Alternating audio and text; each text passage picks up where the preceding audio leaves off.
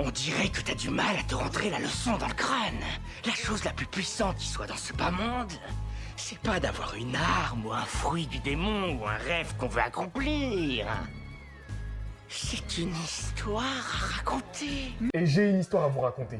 L'histoire que le gouvernement mondial a essayé de nous enlever. L'histoire que le gouvernement mondial a essayé de faire disparaître. L'histoire que Roger a trouvée avec son équipage. Et c'est pour ça qu'ils ont appelé cette île Laugh Tale. Cette histoire qui les a fait rire, c'est celle de Joy Boy.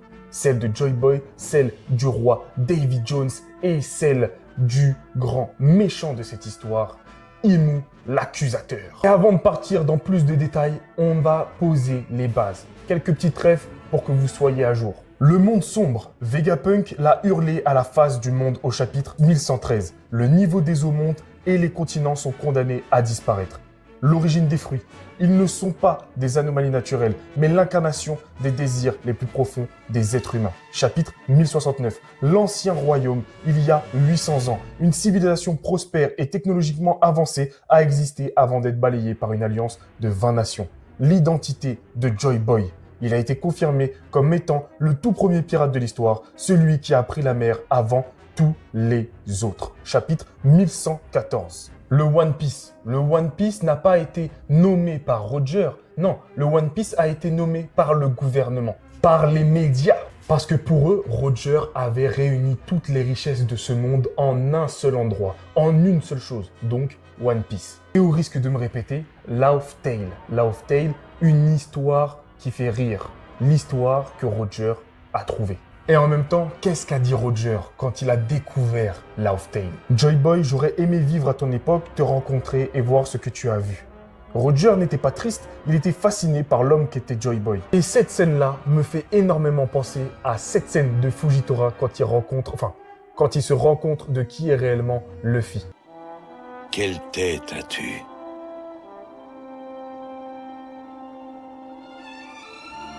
Quel dommage. Je regrette de ne plus avoir l'usage de mes yeux. Que n'aurais-je pas donné pour voir ton visage? Donc la réaction de Roger et celle de Fujitora pourrait très bien être un lien avec le comportement de Joy Boy et celui de Luffy. Si, évidemment, le château de paille n'était pas suffisant de parallélisme pour mettre en place ce lien. Et donc pour comprendre qui était Joy Boy, il ne faut pas chercher un scientifique ou un conquérant. Il faut chercher un aventurier, un Luffy. Un autre lien qui les unit, Joy Boy était aussi l'incarnation du dieu soleil, Nika. Et tout comme Luffy, son histoire commence réellement comment? Elle commence par un départ. Et ici, dans cette histoire, Joy Boy part de son royaume, enfin du royaume auquel il appartient, le royaume de l'aube, en anglais Dawn.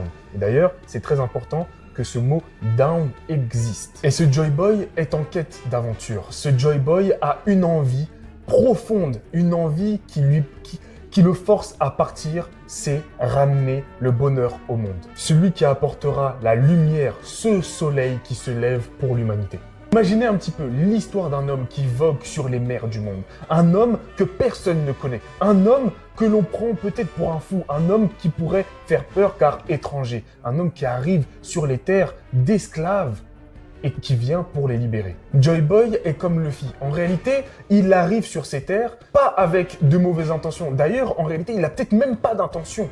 C'est juste des choses qu'il fait instinctivement. Son caractère, ses actions sont faites par son cœur. Il ne pense pas, il agit. Il ne fait que agir, mais ses actions ne sont que bonnes et bénéfiques pour les personnes aux alentours et les personnes qui sont touchées par les actions de Joy Boy. Et c'est ce tempérament, c'est ce comportement, c'est ces actions qui vont créer cette légende, qui vont créer cet espoir, cette envie de libération, ou en tout cas, c'est cette croyance de libération. Et c'est d'ailleurs même pendant justement ces libérations, pendant ces fêtes, que les personnes ont commencé à vivre avec Joy Boy, à danser avec lui, à manger avec lui, à festoyer avec lui. D'où la danse de Nika que l'on peut voir avec le flashback de Kuma. C'était un homme au grand cœur, un homme qui avait juste envie de partager l'amour au plus profond de lui-même avec le monde. Et c'est comme ça qu'il devint un symbole d'espoir, un symbole de la libération. Mais Joy Boy créa quelque chose d'encore plus grand, créa une nouvelle vague, un nouveau système. Il créa la piraterie, il devint le premier pirate. Et c'est en se déplaçant d'île en île, de pays en pays, de continent en continent, qu'il racontait ses histoires. Et donc les personnes qui écoutaient ces histoires, qui apprenaient la légende de Joy Boy, voulurent devenir comme lui. Et donc créa la première vague de piraterie. Mais en réalité, ce qui se passa, c'est que toutes les personnes qui ont suivi le chemin de Joy Boy ont en réalité ramené toutes les contrées à un seul endroit. L'endroit d'où venait Joy Boy, le royaume de Dawn, le royaume dirigé par Davy Jones. Et à quoi ressemblerait ce royaume? Dites-moi, à quoi ressemblerait le royaume d'où vient l'homme le plus bon du monde? Eh bien d'un endroit où la paix règne. Et un endroit où la paix règne, c'est un endroit où toutes les communautés vivent ensemble. Ou comme les économistes de notre monde, à nous, le disent, si chacun des humains de cette planète travaillait ensemble, notre monde deviendrait le plus grand monde technologique, une avancée de malade mental. Et c'est exactement à quoi ressemblait le monde il y a 800 ans. Il y a 800 ans, ce monde vivait avec une technologie tellement avancée que même Vegapunk ne savait plus où donner de la tête. Mais la chose à prendre en compte, c'est que comme déjà ce pays-là était prospère, vivait avec une technologie assez avancée, les personnes que Joy Boy rencontrait et qui voulaient voir d'où ils venaient et s'installaient aussi dans le royaume de Dawn. Donc il y avait en même temps un échange de valeurs, un échange de connaissances. Et donc à ce moment-là, si d'autres personnes, d'autres pays, d'autres contrées se rejoignent, se regroupent au même endroit et s'échangent avec la plus grande des bontés leurs connaissances, qu'est-ce qui se passe? Une évolution encore plus poussée, encore plus grande se met en place. Mais il manquait un élément crucial, un élément qui pouvait faire la différence. Joy Boy avait rencontré les hommes poissons et leur avait dit qu'il allait faire tout son possible pour pouvoir les ramener dans son pays. Et c'est là qu'il a eu une idée. Utiliser les ancêtres de Oz, les haleurs, les tireurs de continents. Utiliser les géants antiques et leurs forces pour faire quoi? Ramener tous les continents, tous les pays en un seul point, en un seul endroit et pouvoir enfin faire en sorte à ce que le monde entier puisse vivre ensemble. Et c'est ça le projet One Piece. Bon, tu me diras, énormément de personnes ont déjà cette théorie, etc. Mais ne t'inquiète pas, j'ai pas terminé. Le projet One Piece, c'était ça, mettre le monde littéralement en une seule pièce. C'est d'ailleurs pour ça que Roger rigole du destin au chapitre 967, quand il part vers l'île des hommes poissons sous l'eau, en entendant le nom que la presse a donné à son trésor. Il comprend l'ironie géniale. Le nom One Piece, inventé par le monde moderne, décrit parfaitement, sans le savoir, le plan final de Joy Boy 800 ans plus tôt. Et si vous doutez de ce lien entre Wano et le One Piece, rappelez-vous des paroles d'Eiichiro Oda lui-même. L'auteur nous a prévenu à la fin de l'arc Wano, tous les détails nécessaires pour comprendre ce qu'est le One Piece ont été posés. Wano n'était pas qu'un simple arc de transition. Avec ses climats soudés artificiellement, cette île était le prototype, le crash test grandeur nature de Joy Boy. En regardant la structure illogique de Wano, on comprend le plan final de l'ancien royaume, transformer un archipel fragmenté en une terre d'accueil unifiée. Un One Piece géographique. Ok, mais là, c'est bien beau tout ça. C'est bien beau ce que je raconte. C'est une vie magnifique, c'est une vie sans problème. Et justement, il y a un problème. Le problème, il arrive. Pour mener à bien son aventure, et en même temps aussi au fil de son aventure, il créa un équipage. Puisque un pirate, à part Mihawk, n'est pas tout seul. Un pirate a un équipage. Et dans cet équipage-là, il rencontra et le rejoigna Nefertari, Lily et Imu, le démon de la forêt. Le nom Nerona n'est pas anodin. Il fait écho à Néron, l'empereur romain despotique célèbre pour avoir contemplé Rome brûlée. Imu Nerona contemple aujourd'hui le monde s'effacer sous les eaux depuis son trône. Mais pour comprendre sa psychologie, il faut se plonger dans le livre de Job. Satan n'y est pas encore le roi des enfers. Il est l'un des Béné Elohim, les fils de Dieu. Il appartient au monde céleste. Il siège à la table de Dieu, mais il occupe une fonction précise. Il est l'accusateur. Mais ce qu'il y a de tragique, c'est qu'au début, Imu était l'ami de Joy Boy. Il l'aimait sincèrement. Il suivait ce Jésus des mers dans sa quête d'union. Et comme Judas, parmi les apôtres, il faisait partie du cercle intime. Mais l'évolution politique de Dawn a tout brisé. À force de voir toutes les races converger vers ce royaume, le bon roi Davy Jones commençait à être désigné comme le roi du monde. Pour Imu, c'était insupportable.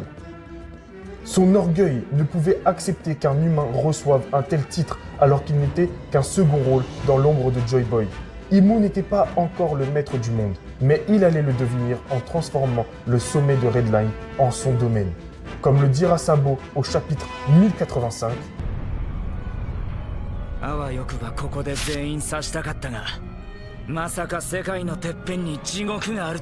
en s'emparant du trône vide, l'accusateur a accompli sa métamorphose. Il est devenu le Satan de One Piece, régnant sur Marie-Joise, cet enfer céleste. Mais le coup de grâce fut sentimental. Le goumin. Ouais. Lily était fascinée par la lumière de Joy Boy et la sagesse de Davy Jones. Pour Imu, l'affront était total. Il perdait son statut et la femme de son cœur préférait la vision d'homme qui considérait chaque race comme égale. Dès lors, Imu Nerona a préparé son plan pour instaurer son propre règne de l'ombre pendant 800 ans. Il manipula les 20 fondateurs, enfin les 19, vu qu'on connaît la suite de l'histoire. Mais il les manipula en utilisant justement ces démons pour leur montrer qu'il était possible pour eux de devenir plus puissants. Et c'était surtout des humains qui avaient envie de remplacer Joy Boy. Ils voulaient prendre sa place. Et donc, pierre de coups, Imu manipule les humains jettent Joy Boy, tout le monde est content. Mais cette trahison, Joy Boy l'avait compris. Et on peut faire ce parallèle avec Judas et Jésus, Imu et Joy Boy. Joy Boy s'était rendu compte de cette trahison qui allait lui tomber dessus. Mais Joy Boy ne voulait pas se battre. Il ne voulait pas blesser son ami. Et donc, pour éviter tout conflit, il garda ça pour lui, mais raconta toute l'histoire à son ami, à leur amie commune, Nefertari Lily, la seule fondatrice qui n'a pas mangé de fruits. Mais même si elle n'a pas mangé de fruits, elle a quand même participé à la fin de Joy Boy. Pourquoi ? Parce qu'il ne fallait pas éveiller les soupçons. Mais pour qu'elle ne risque rien, elle a quand même fait le pacte avec Imu pour justement éviter tout soupçon. Mais elle a fait le pacte, ok ? Elle n'a pas mangé de fruits, mais elle n'est pas sur Marie-Joise. Elle a continué son plan dans l'ombre sur Alabasta. Arrêtez! Laissez-moi vous dire une chose, vous ne pourrez pas me tuer. Dites-moi, quand croyez-vous qu'un homme meurt? Lorsqu'il se prend une balle en plein cœur? Non. Lorsqu'il contracte une maladie incurable? Non. Lorsqu'il avale une soupe de champignons vénéneux? Non. Il meurt dès qu'on ne se souvient plus de lui. Donc Joy Boy ne va pas mourir. Joy Boy ne va pas mourir car Lily garda son histoire. En l'honneur de Joy Boy et en gardant preuve de son histoire, de son accomplissement, Lily décida d'ajouter en son nom et avec d'autres alliés le D dans leur nom, le Di. Le Di est en réalité la volonté de Joy Boy, cette volonté de vouloir réunir le monde. Et le Di fait aussi référence justement à dans cette réunification au nom de Dawn. C'est pour ça que je vous disais au départ que le mot Dawn est très important, car c'est justement cette justification du pourquoi le Di existe. Et c'est l'une des raisons pour lesquelles Imu nous dit que les porteurs du Di ne se souviennent pas de la signification du Di dans leur nom. On a Monkey D, Portgas D, Trafalgar D, Davy D. Jones, mais on a tous ces D dans l'histoire, mais aucun ne se souvient de la signification du Di, à part justement les Davy. Mais certains de cette alliance ont quand même décidé de prendre un fruit, mais d'utiliser leur volonté pour manipuler ce fruit et faire en sorte à ce qu'il suivent leur volonté de renverser Imu, Nika, Toki, Kuma. Le fruit de la liberté, le fruit du futur et le fruit de la protection. Et dans toute cette histoire, celui qui perdit le plus reste Davy Jones. Imu engloutit Davy Jones avec Dawn au fond de l'océan. Imu extermina les Lunariens, prit leur place au-dessus du monde, créa Marie-Joie et engloutit la vérité au fond de l'océan. Utilisa les fruits du démon, les éparpillant sur la terre, pour comme ça continuer à garder son pouvoir sur les humains. Et en même temps, si des humains, ou en tout cas des êtres dotés du fruit, voulaient découvrir la vérité, ils ne pouvaient pas aller la chercher au fond de l'océan, car les fruits ne le permettent plus. Toute cette histoire a été racontée grâce à la fresque qu'on retrouve sur Elbaf. La partie 1 nous dit « Flammes sur la terre, les hommes succombèrent à leurs désirs et touchèrent au soleil défendu. » C'est l'ère de l'esclavage. Chaque endroit où Joy Boy passait, c'était des sociétés sombres basées sur le meurtre et l'oppression. Mais la fresque poursuit. Alors les esclaves prièrent et le dieu du soleil apparut. C'est le voyage libérateur de Joy Boy, apportant l'aube et bâtissant la prospérité du royaume de Dawn sous l'égide de Davy Jones. Pourtant, cette lumière provoque la colère du dieu de la terre. Il plonge le monde dans les ténèbres avec un serpent de feu. Pour moi, ce grand serpent de feu, c'est Nidhogg. Pendant cette époque, les géants antiques se battaient jusqu'à la mort, comme les guerriers nordiques. Et je pense même que Nidhogg s'est justement battu avec Joy Boy. Il a peut-être même battu, voire même vaincu, en tout cas bien blessé. Et ce serait pour ça que Joy Boy, comme vu dans le chapitre 1112, aurait justement un crochet et une jambe de bois. Mais peut-être que Joy Boy, lui, aurait gagné spirituellement, aurait amené la sagesse aux géants antiques qu'ils auraient perdu à l'époque de Harald, mais l'aurait récupéré par la suite, comme on le voit actuellement. À l'aube du retour de Nika, Joy Boy a quitté Elbaf avec un sentiment de défaite. Mais en réalité, les géants antiques, en voyant un tout petit être se battre avec autant de puissance, ont dû faire la connexion avec justement leur dieu du soleil, leur dieu qui amena le soleil sur Elbaf. Et donc par le départ de Joy Boy, qui ne revient plus sur Elbaf, toute la phrase « ils ne se reverront plus jamais » prend tout son sens. Le deuxième monde est celui de la désillusion. Le soleil ne fit qu'étendre les ravages de la guerre.